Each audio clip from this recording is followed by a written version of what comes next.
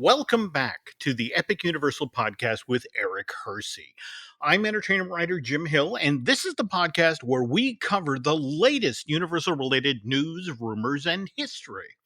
As always, I'm joined by my able-bodied co-host, Eric Hersey, who's no longer Universal curious, but is a full-on enthusiast when it comes to the company's theme parks in Florida. I'm not misspeaking. Am I, Eric? No, we just actually booked another trip for December. We just got a room. Holy cow. Oh, okay. All right. Well, by the way, as of this past Friday, August 30th, which was the first official night of this year's Halloween Horror Nights, which are staged inside of the Universal Studios Florida theme park, staged on select nights between now and November 30th.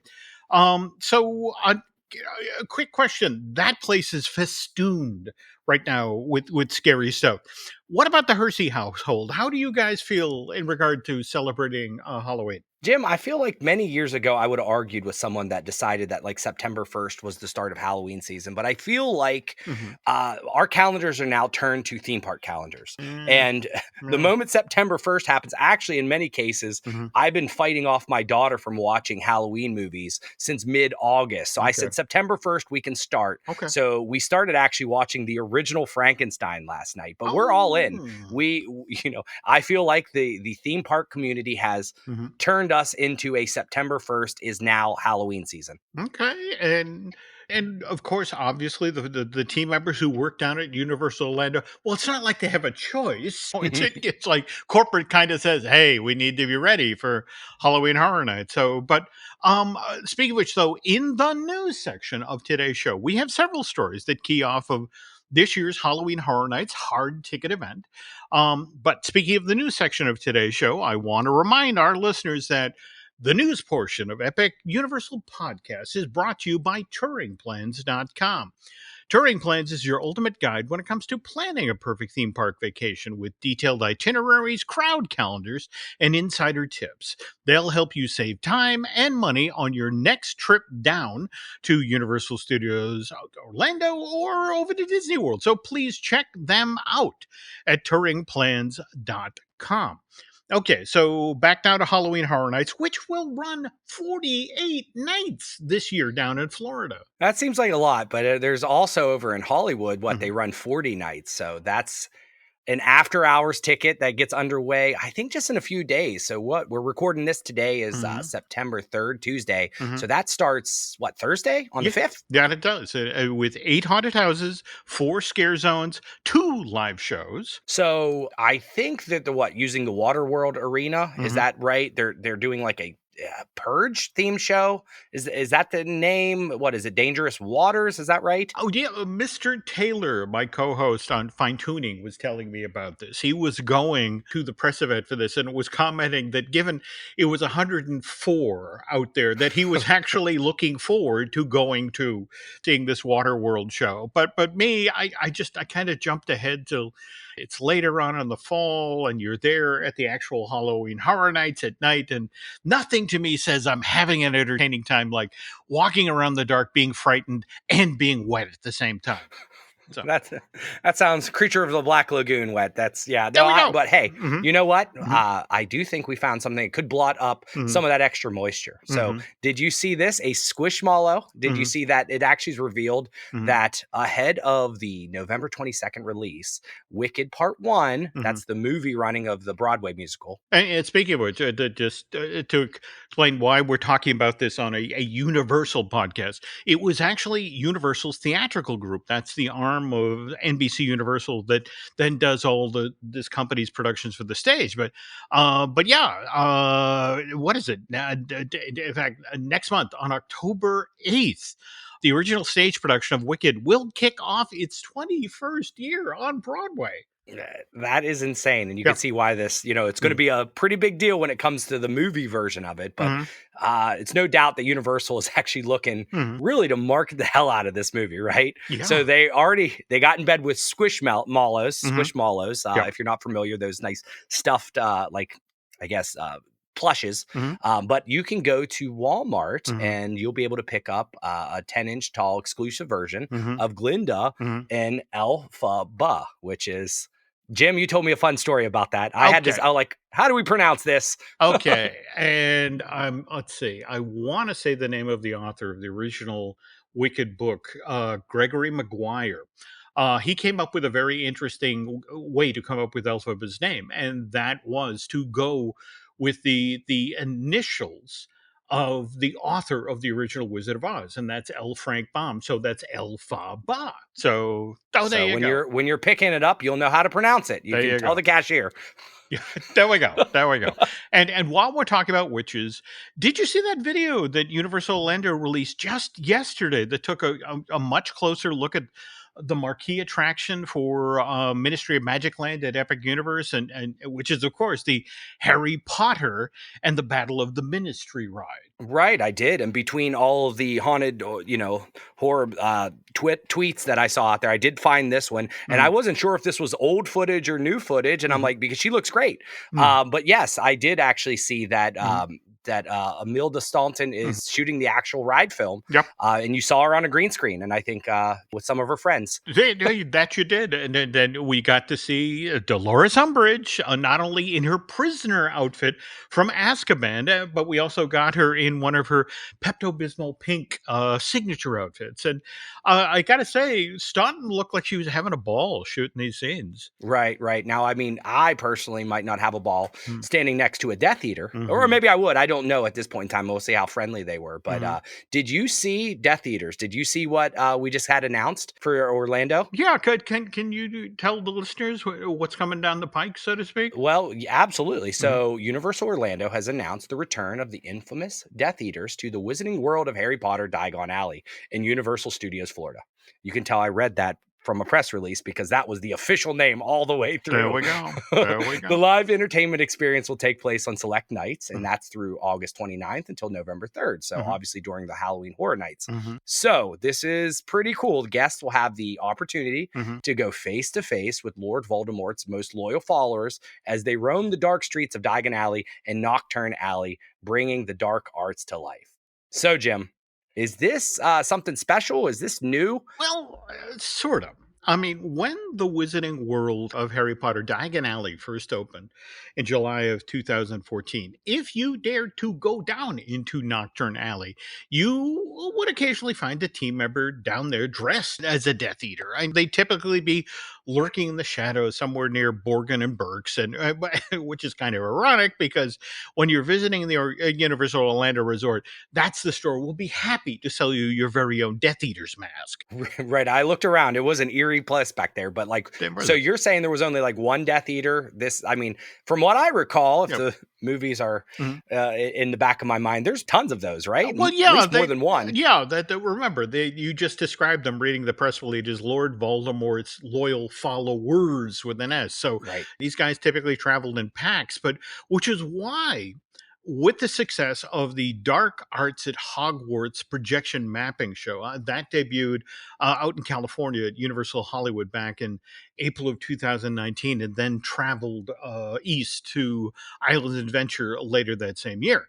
Well, anyway, the folks who were handling live entertainment at Universal wanted, on the heels of that show, to do something bigger with the Death Eaters. Okay. So when did they do this and where, more importantly? Well, okay, now, near as I can determine, the Death Eaters Encounter show. It debuted at Universal Studios Hollywood back in 2022 as part of that theme park's Halloween Horror Nights. And what would happen is, at several points over the course of the evening, if you wandered down into Hogsmeade while this seasonal hard ticket was going on, the streets would suddenly fill with fog, and then the Death Eaters would just sort of step out of the fog and come menace you. So that would terrify my 7-year-old for sure. Oh, that was the whole But point. Yeah. that's it. So I mean, it kind of fits in with Hmm. the kind of the theme they're going with. Yep. But so the Florida version, Hmm. now that debuted the following year in Yep. 2023, That it did. but that was staged in Hogsmeade Village, right? That's the interesting part. The Florida version wasn't done over at Islands, but rather in Diagon Alley Ah, over at Universal Studios. And that is, of course, because Halloween Horror Nights has historically been presented in Universal Studios Florida. Though, interestingly enough, in 2002, for 1 year, they actually staged Halloween Horror Nights over at the other park, and because Islands Adventure was called Islands of Fear. Oh, funny thing, Jim, is I just saw this. Somebody commented on Twitter, Mm-hmm. and somebody asked one of the Universal aspects of one of the, I guess, vloggers Yep. about this. So, Mhm. what was that version of Halloween Horror Nights like? Because it didn't sound good from what I saw on Twitter. It was, and in fact, again, there's a song from Wicked called "Popular." This was not popular. This was actually unpopular.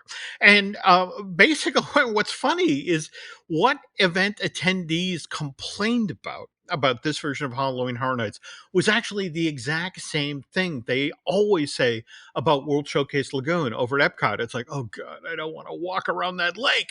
It was just people got tired of. It was a more exhausting experience, so to speak. Right. And as I was just doing some research and Mhm. stuff, things like Seuss Landing, Mhm. that was pretty particular in terms of the IP.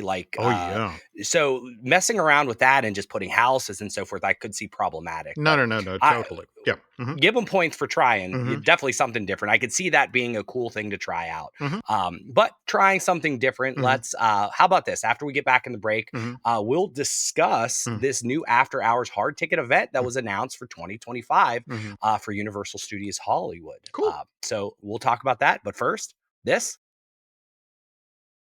All right, and we're back. So, Jim, we just kind of teased this. Did you see where Universal Studios Hollywood Mhm. announced starting in 2025 that they'll be hosting a brand new event called Fan Fest Nights? Mhm. So, it's basically designed to celebrate the best sci-fi, fantasy gaming, and anime fandoms. Yeah, I did see this press release come through, which states that this after hour event, which is expected to debut in spring of 2025, will immerse fans in their favorite worlds from iconic franchises like Star Trek, Back to the Future, Dungeons and Dragons, and more. Right. And I think the reason a good tie in for this right now, and the reason we're bringing this up is Mhm. because this after hours hard ticket event sounds quite familiar right now, doesn't it? Because it Yeah. is almost like Halloween Horror Nights. And Mhm. most importantly, that's actually from the creators of that. So There we go. let me read from that press release. It says high levels of creativity, immersive experience, and exclusive content that caters to hardcore fans.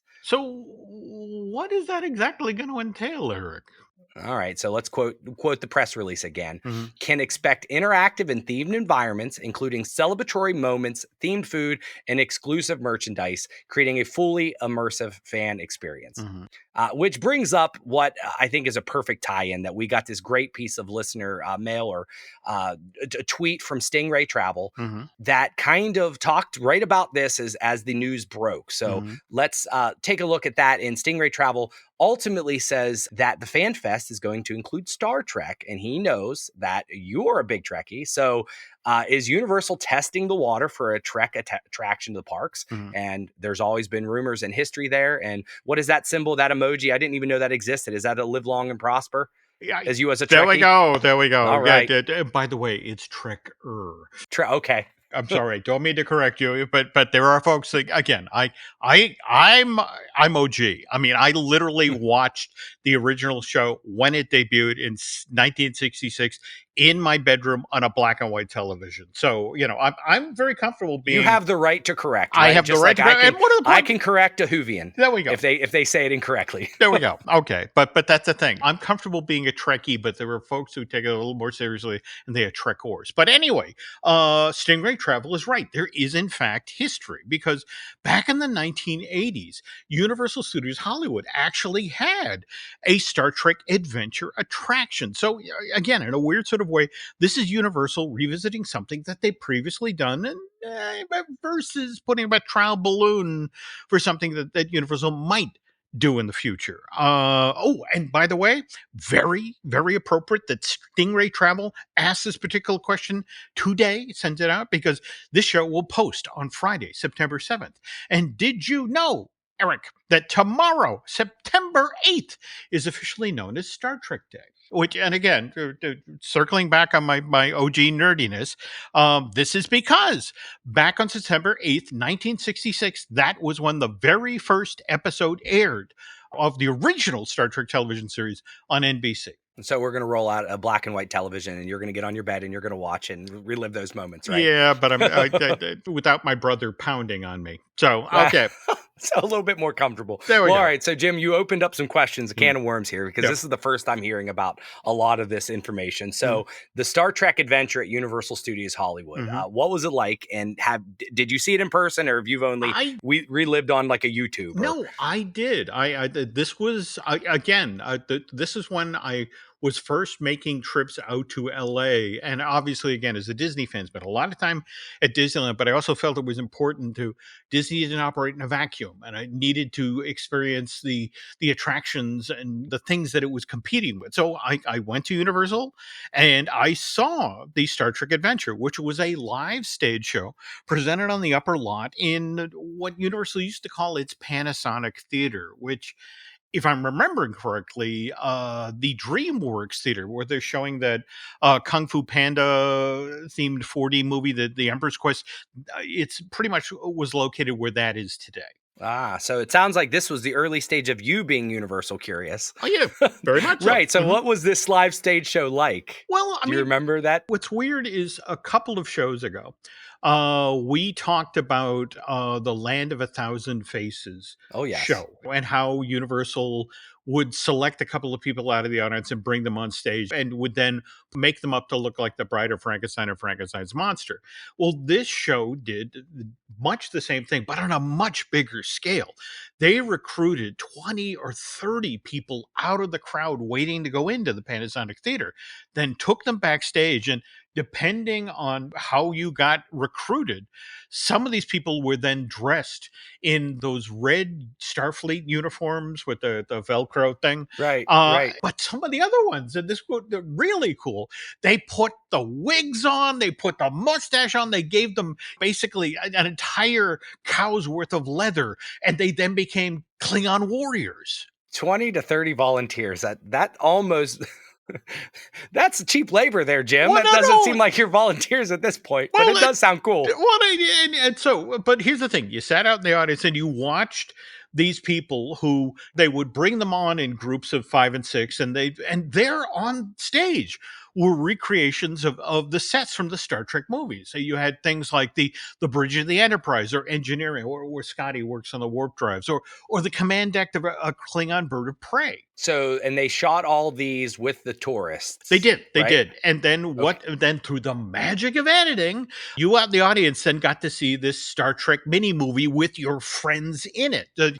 So the tourists who were dressed as Klingons got attacked by spider aliens, or the people in the Starfleet uniforms appeared right on screen alongside William Shatner and Leonard Nimoy. So that number one, that sounds cool. But in this day and age, how much money do you think we'd be charging people to do this? Fast passes, you'd be one of those 30. You get to choose what shirt you get to do. It is so interesting that you say that, because the East Coast version of this attraction, which was actually, if you know where the Mummy is, right at the back of the park. All right, to the left in the plaza at the entrance of the Mummy is a storefront. In fact, I want to say it actually has the name Paramount on the side of the building there.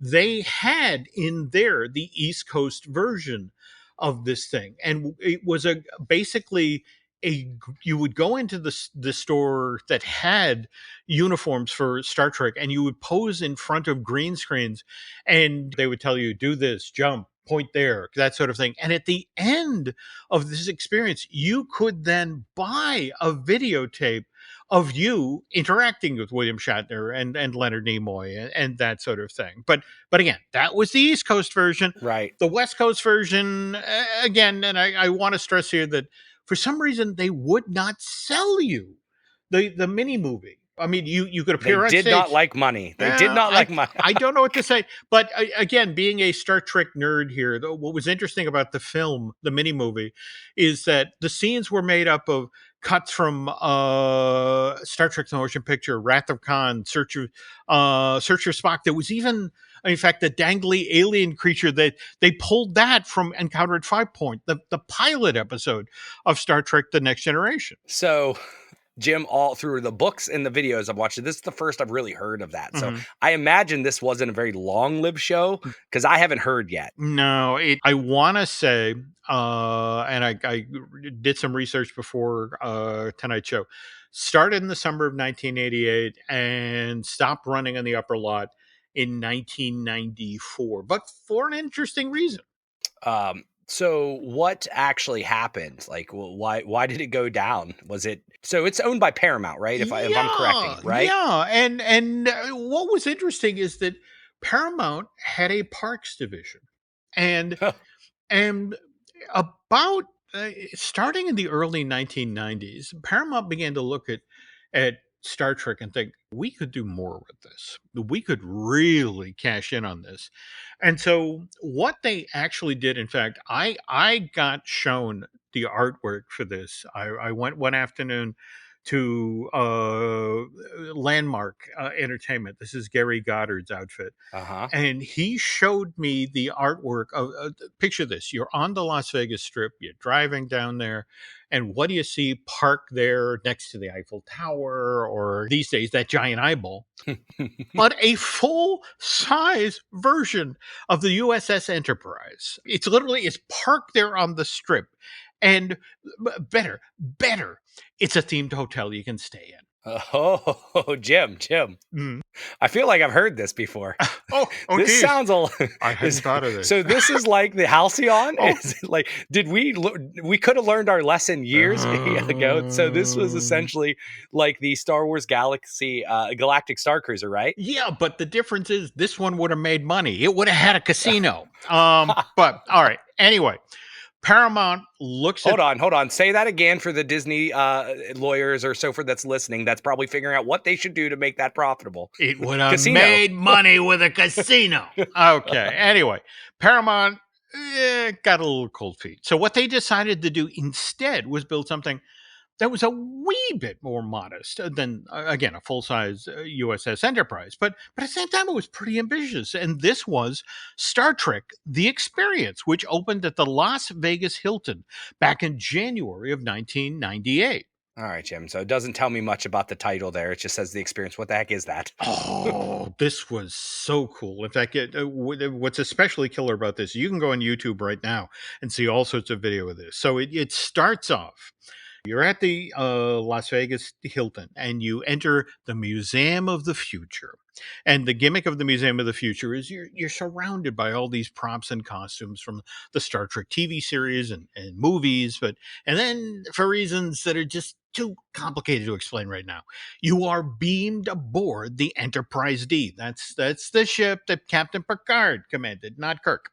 Where you are then taken from the transporter room to the bridge where Captain Picard himself orders you to, you got to get in a shuttle, you got to go to Deep Space Nine. All right. So the space station from the Star Trek Deep Space Nine There we series, go. right? Okay, so you then go to the shuttle bay, and then it's kind of Star Tours light. Okay. You're on a motion based simulator, and you're moving through space, but eventually you get to Deep Space Nine. But so you step out the door of your motion based simulator, and you're on this full size recreation that from the Deep Space Nine television series. So you can walk down the promenade. In fact, you can walk into Quark's and a bar and get yourself a glass of Romulan ale. All right, Jim. So I and the family are going out to Vegas for the first time this March. So am I going to be able to experience this? Can you give me the coordinates? Beam Okay. me up, Scotty. Come All on. right. Well, this is where I break the bad news. The Star Trek The Experience is no more. This standalone attraction in Vegas, and again, as I mentioned, was run by the Parks Department of Paramount Pictures. But that arm of the company actually got sold off to Cedar Fair. And that's the theme park company that owns places like Knott's Berry Farm, where Hmm. you, me, and Lauren went to dinner a couple of Right. weeks ago. And this was 2007, 2008. So this now forces Cedar Fair, as the new owners of this attraction at the Las Vegas Hilton, to have to cut a deal with the hotel. And for one reason or another, the two companies just could not come to terms. So 16 years ago this week, in fact, on September 1st, 2008, Star Trek The Experience closes its doors. Though the plan at that time was that the attraction would just be dismantled and then would be set up somewhere else on the Las Vegas Strip. Oh, good. So there's hope for me. Where am I going to, Jim? Well, it was supposed to go to Neonopolis. That's a shopping mall located in downtown Las Vegas, just off of Fremont Street. That Now, sounds like something Eisner created. Is that real? you're not wrong. Okay. Now, mind you, this relocation of Star Trek The Experience seemed like a done deal. In fact, Cedar Fair actually announced that the new version of this, the or relocated version, would open on May 8th, 2009, which not so coincidentally was the day that the first of the Chris Pine Star Trek Right. movies, Yeah. Yeah. when Yeah. that would open in theaters. All right. So what happened?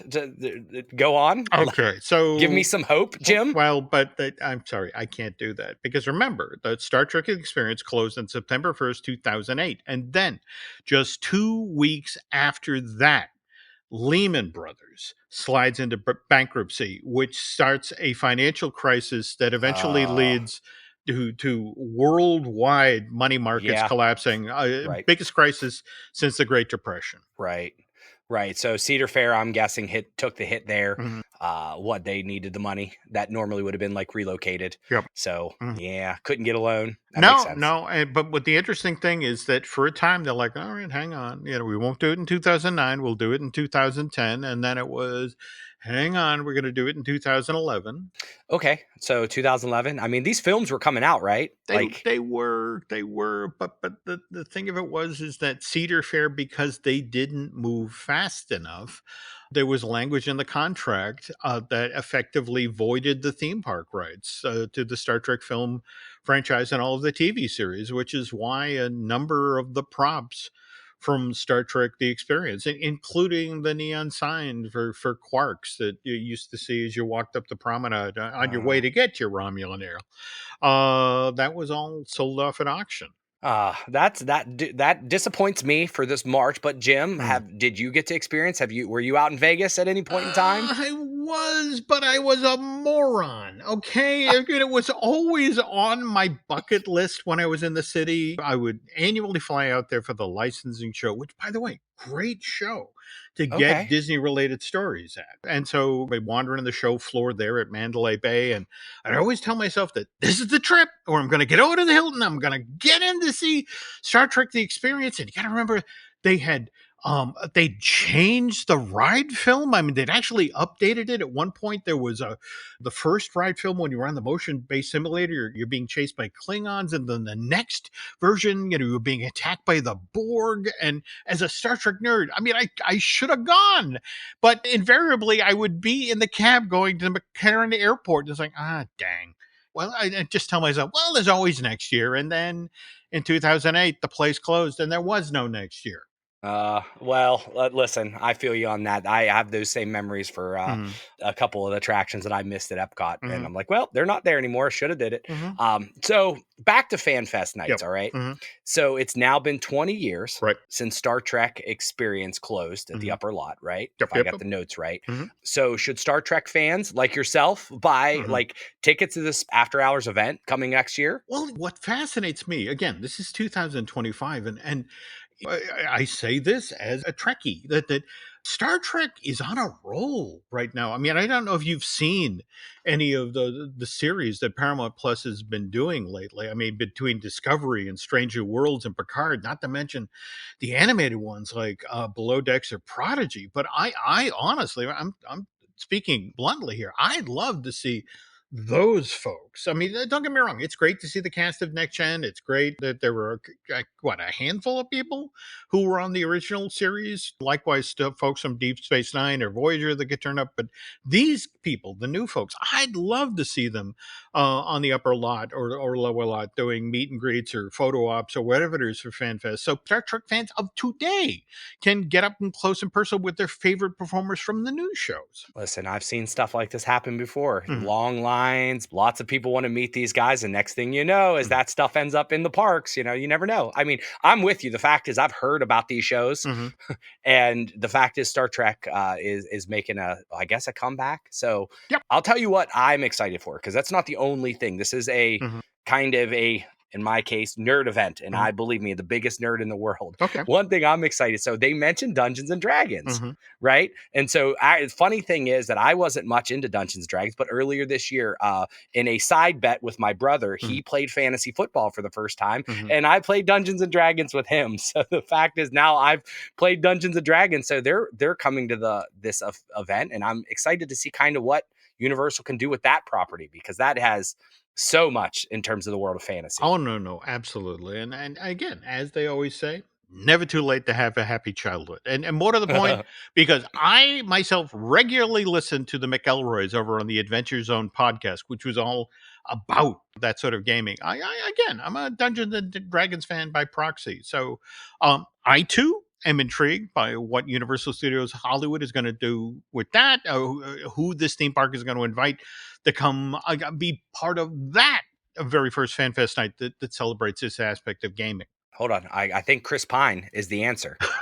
I think he is the answer, Actually, right? that's yeah. They should double up. Wow, There no, you that's go. good. Just change That's your good. costume. Go into the other room. There we No. go. There we go. So we're going to be hearing more about this. I mean, this isn't the first. I think we're all excited to hear about Mhm, this, and we will let everybody know mhm, as we hear more on upcoming podcasts. So mhm, once again, I want to thank Stingray Travel for mhm, sending this over. mhm. This is because of that, we got to hear a lot of cool stuff from Jim here. So Okay, now speaking of people posting stuff on social media and emails, that sort of thing, David Fuller reached out via Facebook to ask, when is Eric going to provide his complete review of his visit to Universal?